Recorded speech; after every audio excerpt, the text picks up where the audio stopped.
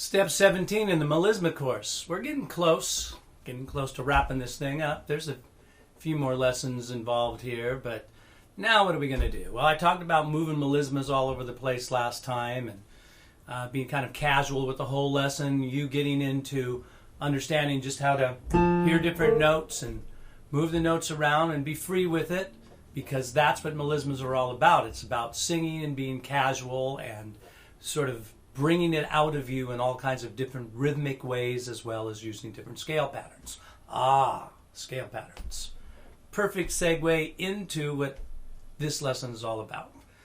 So I want to sort of capsulate the scale patterns that I use the most when it comes to vocalizing melismas. They are major scales, notes and thirds, up and down, major pentatonic scale pattern,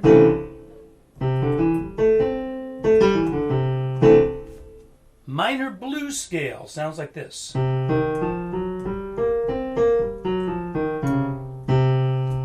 and the chromatic scale.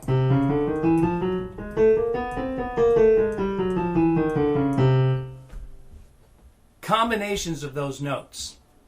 Now, lots of times I like to give people sort of visual ideas about their approach towards things. When it comes to singing, everything is so internal, but we can still visualize what it is that we have in relationship to our range and how we sing our notes in different parts of our range. So we could take these scale patterns and apply them throughout our range. So again, this is not a lesson that teaches you so much about singing through your chest, mix, head, high head voice, but I need to talk about it just a little bit. When I take any siren, and again, you need to look at other courses of mine to truly get into strong approach towards what it takes to sing through your registers, but a quick review here. If I take various vowel sounds, oo, o, e, a, and sounds, just lip rolls, tongue trills, ng sounds, all of those, and move them up and down through my registers.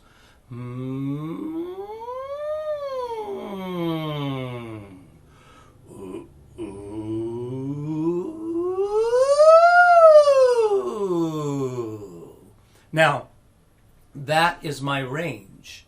Within my range, I can take these scale patterns, and the way I just laid it out to you, and going to lay it out to you in this lesson, is for one octave.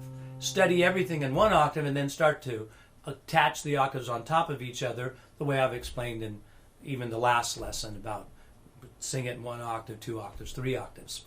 So, we're going to take this scale pattern, we're going to take a 1 octave approach towards this, and then I'm going to move it up in different keys, and we are going to practice the major scale in thirds, the major pentatonic scale, the minor blues scale, and the chromatic scale in that exact order.